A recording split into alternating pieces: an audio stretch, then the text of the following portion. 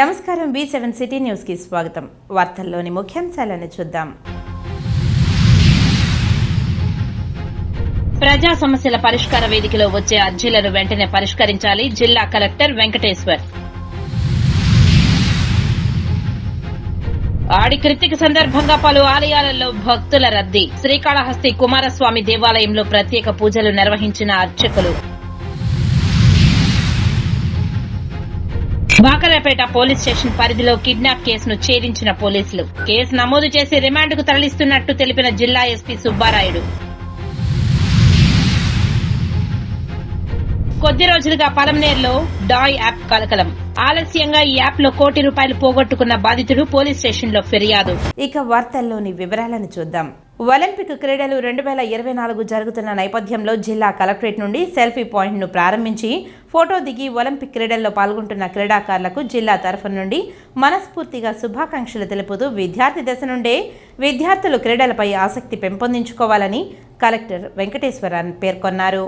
సోమవారం మధ్యాహ్నం స్థానిక కలెక్టరేట్ ఆవరణంలో ఒలింపిక్స్ 2024 సంబంధించిన సెల్ఫీ పాయింట్ను జిల్లా కలెక్టర్ ప్రారంభించి మీడియాతో మాట్లాడుతూ ఒలింపిక్స్ క్రీడలు అంగరంగ వైభవంగా జూలై 26న ప్రారంభమై ఆగస్టు 11 వరకు జరగనున్న నేపథ్యంలో ప్రపంచ దేశాలన్నీ కలిసి ఒలింపిక్ 2024 నందు పాల్గొంటున్నాయని తెలిపారు. మన భారతదేశం నుండి మనుబాకర్ షూటింగ్లో కాంస్య పథకం సాధించడం దేశానికి గర్వకారణమని తెలిపారు. క్రీడా స్ఫూర్తితో భారత్ నుంచి ఒలింపిక్స్లో పాల్గొంటున్న మిగిలిన 117 మంది క్రీడాకారులకు తిరుపతి జిల్లా ప్రజల తరఫున జిల్లా కలెక్టర్ మనస్ఫూర్తిగా శుభాకాంక్షలు తెలిపారు. మన రాష్ట్ర ప్రభుత్వం క్రీడలను పాఠశాల స్థాయి నుండి ప్రోత్సహిస్తుందని తెలిపారు. ఈ సందర్భంగా జిల్లా రెవెన్యూ అధికారి పెంచల కిషోర్, జిల్లా క్రీడాభివృద్ధి అధికారి సయ్యద్ సాహెబ్, జిల్లా సమాచార పౌర సంబంధాల శాఖ అధికారి బాలకొండయ్య తదితరులు పాల్గొన్నారు. ప్రపంచ దేశాలన్నీ కలిసి పాల్గొన్నటువంటి ఒలింపిక్స్ 2024 ప్యారిస్ నగరంలో ఆల్రెడీ స్టార్ట్ అయినాయి. ఆల్రెడీ అందులో మంచి విషయం ఏంటంటే మనకి ఎయిర్ రైఫిల్ 10 మీటర్స్ విభాగంలో మనుబాకర్ ఆల్రెడీ మనకి దేశాన్ని ఎంతో గర్వకారణం చేసే విధంగా బ్రాంజ్ మెడల్ కూడా సాధించడం జరిగింది. ఇదే స్ఫూర్తితో మిగతా ఏదైతే మనకి భారత్ నుంచి కంటింజెంట్ ఏదైతే సుమారుగా 100కు పైన 112 మంది కంటింజెంట్తో మన అథ్లెట్స్ అందరూ మన దేశాన్ని రిప్రజెంట్ చేస్తున్నారు.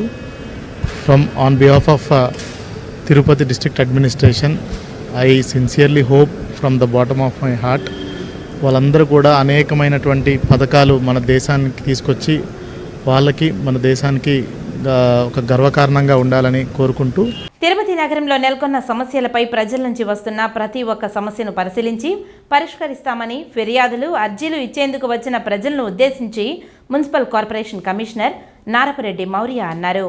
తిరుపతి నగరపాలక సంస్థ కార్యాలయంలో సోమవారం మీకోసం ప్రజా సమస్యల పరిష్కార వేదిక కార్యక్రమంలో కమిషనర్ నారపరెడ్డి మౌర్య ప్రజల నుండి ఫిర్యాదులను, వినతులను స్వీకరించారు. కమిషనర్ను కలిసి డిప్యూటీ మేయర్ ముద్రా నారాయణ మాట్లాడుతూ నగరంలో చాలా ప్రదేశాలలో అనుమతులు లేని ఫ్లెక్సీలు రోజుల తరబడి ఉన్నాయని తెలిపారు. అదేవిధంగా రహదారులపై పడిన గుంతలను ప్యాచ్ వర్కులు చేసే మున్సిపల్ సిబ్బందికి వాహనాలు సమకూర్చాలని మరికొన్ని సమస్యలను ప్రస్తావించగా కమిషనర్ స్పందిస్తూ పరిశీలించి పరిష్కరిస్తామని తెలిపారు.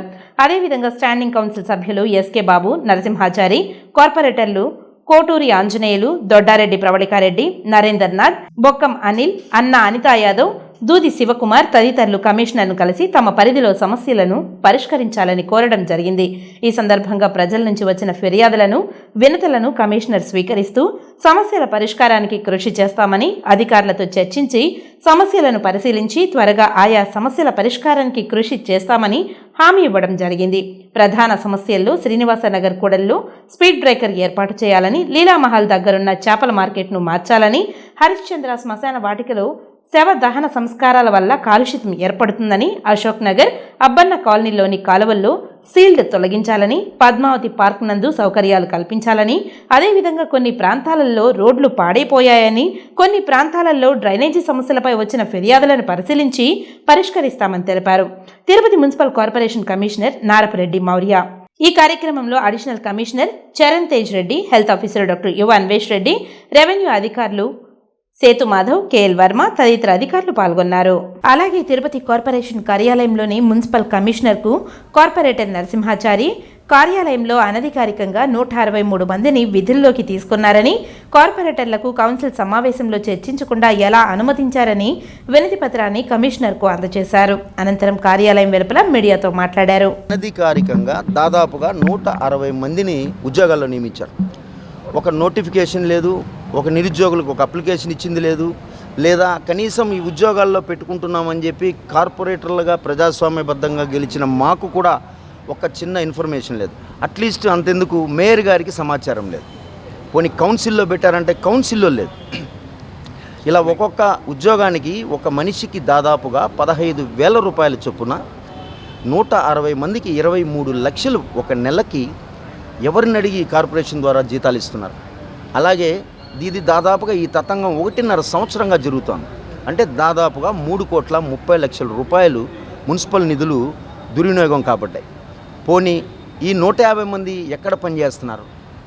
ఒక్కరోజు కూడా ఈ 150 మంది పనిచేసిన డేటా కూడా వీళ్ళ దగ్గర లేదు. పోనీ 150 మంది ఏ సెక్షన్లో ఉన్నారు, ఎక్కడ వాళ్ళని పనిలో పెట్టారనే సమాచారము లేదు. వీళ్ళందరి దగ్గర గతంలో ఉన్న అధికారులందరూ కూడా విపరీతమైన డబ్బులు వసూలు చేసి వాళ్ళందరినీ అనధికారికంగా ఉద్యోగాల్లో పెట్టారు. వాటిపైన చర్యలు తీసుకోమని కోరాం. ఈ నెల 24వ తేదీ చిన్నగొట్టిగల్లు మండలం చెరువు మందరపల్లి గ్రామానికి చెందిన జగ్గం భాస్కర్ను కిడ్నాప్ చేసి జగ్గం భాస్కర్ కుమారుడు రెడ్డి కిరణ్ను 5 కోట్ల రూపాయలు కిడ్నాపర్లు డిమాండ్ చేసినట్లు నిందితులు బాకరాపేట సమీపంలో ఉన్న ఊర్జా హోటల్లో ఈరోజు ఉదయం పోలీసులు అదుపులోకి తీసుకున్నారు. సోమవారం తిరుపతి ఎస్పీ కార్యాలయంలో ఏర్పాటు చేసిన విలేకరుల సమావేశంలో జిల్లా ఎస్పీ సుబ్బారాయుడు నిందితులను మీడియాకు చూపిస్తూ మాట్లాడారు. యాక్చువల్గా అతను తిరుచానూరు నుండి ఫోన్ చేశాడు. నాకు రాత్రి ఫోన్ చేస్తే అక్కడే ఉన్న పోలీస్ స్టేషన్కి వెళ్ళడం వల్ల అక్కడ 0 FIR రిజిస్టర్ చేయించి తర్వాత బాకరాపేటకి ట్రాన్స్ఫర్ చేయడం జరిగింది.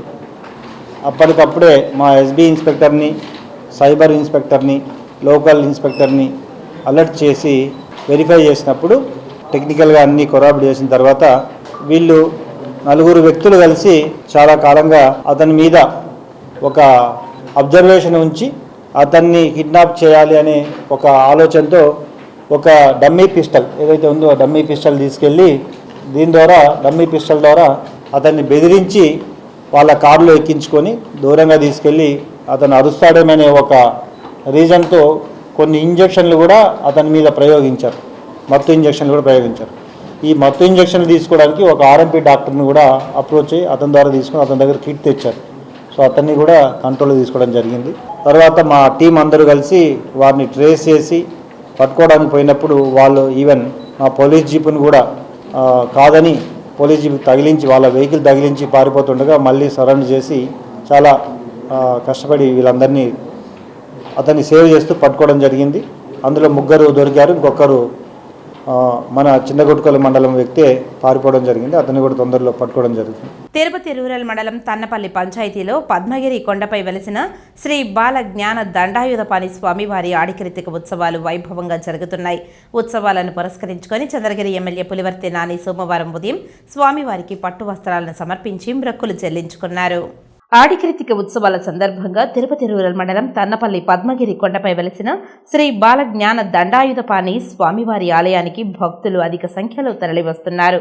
మొక్కుబడి ఉన్న భక్తులు కావిడితో వచ్చి మొక్కులు చెల్లించుకుంటున్నారు.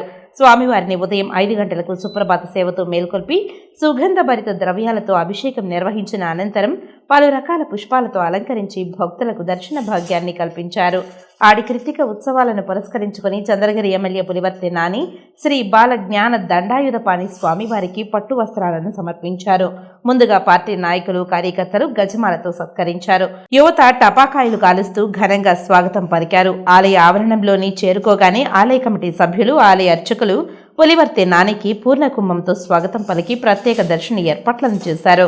ముఖ్యమంత్రి నారా చంద్రబాబు నాయుడు కుటుంబ సభ్యుల పేరు మీద అర్చన చేయించి మొక్కులు చెల్లించుకున్నారు. స్వామివారిని దర్శించుకున్న అనంతరం వేద పండితులు మంత్రోచ్చరణతో మనోవాంఛా ఫల సిద్ధిరస్తు, పునర్దర్శన ప్రాప్తిరస్తు అని దీవించారు.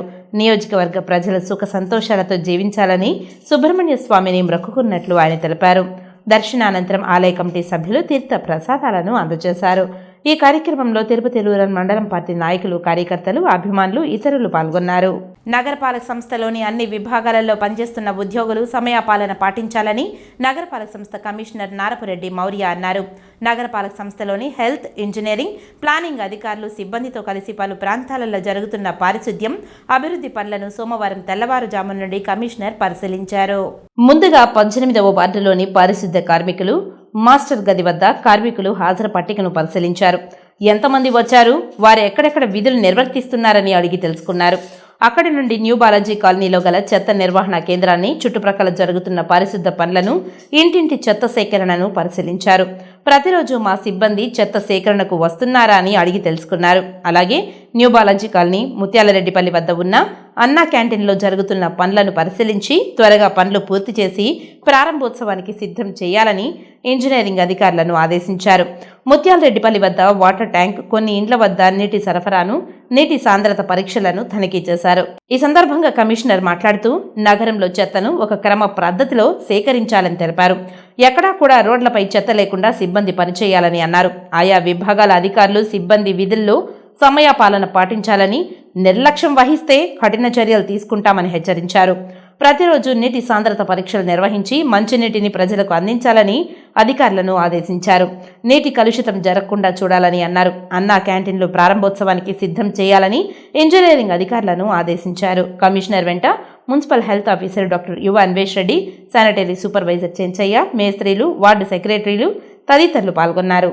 శ్రీకాళహస్తి తొట్టంబేడు మండలంలోని గుండేలుగుంట పంచాయతీ కొత్తకండ్రిగ గ్రామంలో ఆదివారం తదేపా శ్రేణులపై వైకాపా శ్రేణులు దాడులకు తెగబడ్డారు. పాత కక్షల కారణంగా ఈ దాడులు జరిగాయని స్థానికులు అంటున్నారు. ఈ ఘర్షణలో ముగ్గురిపై కేసు నమోదు చేశారని తొట్టంబేడు ఎస్ఐ రాఘవేంద్ర తెలిపారు. కర్రలు, ఇనుప రాడ్లతో దాడులకు తెగబడిన వైకాపా శ్రేణుల దాడిలో 4 తదేపా కార్యకర్తలకు గాయాలు. గ్రామానికి చెందిన గురునాథం, బాబు, విజయ్ కుమార్లు మద్యం సేవించి సురేష్ భార్య షర్మిల, వెంకట సుబ్రహ్మణ్యంపై దాడి చేసి గాయపరిచారు. స్థానికులు వెంటనే 108కి ఫోన్ చేసి చికిత్స నిమిత్తం శ్రీకాళహస్తి ప్రభుత్వ ఆసుపత్రికి తరలించారు. విజయ్ కుమార్, బాబు, గురునాథులపై కేసు నమోదు చేశారు. తొట్టంబేడు మండలం పార్టీ అధ్యక్షులు గాలి మురళీనాయుడు, బీజేపీ మండల అధ్యక్షుడు కృష్ణయ్య, ఎస్సీసెల్ అధ్యక్షులు సన్ని తదితరుల నాయకులు పరామర్శించిన వారిలో ఉన్నారు. దక్షిణ కాశీగా పేరుగాంచిన శ్రీకాళహస్తీశ్వర స్వామివారి దేవస్థానంలో అనుబంధ దేవాలయం శ్రీ కుమారస్వామి దేవాలయం, విజ్ఞానగిరిపై కొండపై వెలసి ఉన్న శ్రీ వల్లి దేవసేన సమేత శ్రీ చెంగల్రాయ స్వామివారి ఆడికృతిక బ్రహ్మోత్సవాలలో భాగంగా నేడు అంగరంగ వైభవంగా మహోత్సవాలు జరుగుతున్నాయి. భక్తులు తెల్లవారుజామున నుండే క్యూలైన్లో కొండలపైకి బారులు తీరారు. ఆడికృతిక సందర్భంగా శ్రీ వల్లి దేవసేన సమేత శ్రీ చెంగల్రాయ స్వామివారిని పలు రకాల పుష్పాలతో, స్వర్ణాభరణాలతో శోభాయమానంగా అలంకరించి విశేష పూజలు నిర్వహించారు. అనంతరం మంగళ వాయిద్యాల నడుమ హరోం హర నామస్మరణల మధ్య శ్రీ వల్లి దేవసేన సమేత శ్రీ చెంగల్రాయ స్వామివారిని ఇంద్ర వాహన సేవ కార్యక్రమాన్ని కన్నుల పండుగగా నిర్వహించారు.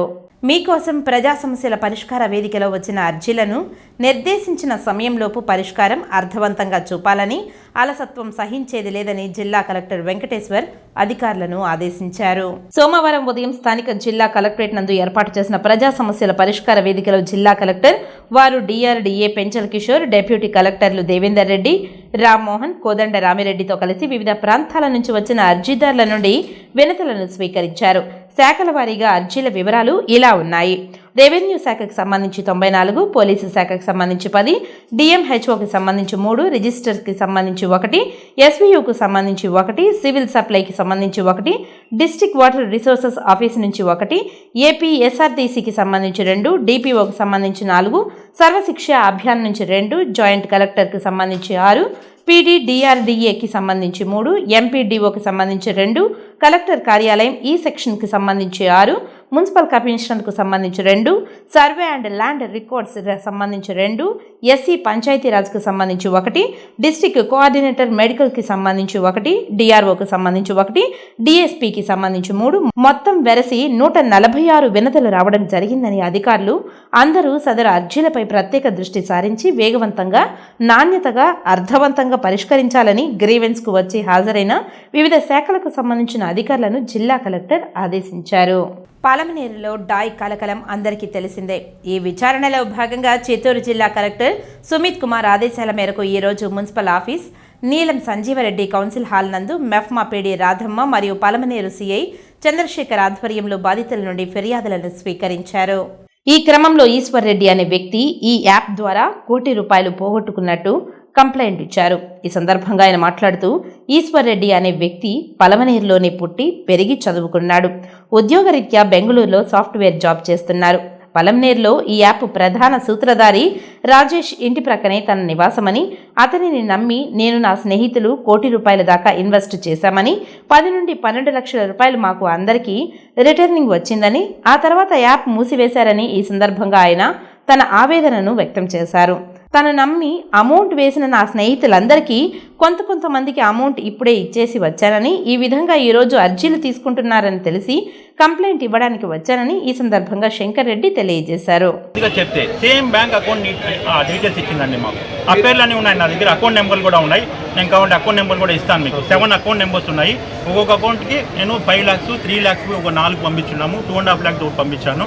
అది మొత్తం నా దగ్గర ఆర్టీజీఎస్ నెంబర్ డీటెయిల్స్ అన్నీ ఉన్నాయి. మీరు కావాలంటే విత్ బ్యాంక్ అడ్రస్ అంతా మొత్తం నేను అప్డేట్ చేసుకొని వచ్చాను. ల్యాప్టాప్లో ఉంది అంతా, ఎక్కడ ఉండేది అనేసింది. ఒకటి వచ్చి ఇండోర్లో ఉంది, మిగతా వచ్చింది ఉత్తరప్రదేశ్లో మధురా ఒకటి, ఇంకా ఆగ్రా ఏదో ఎక్కడ ఒకటి.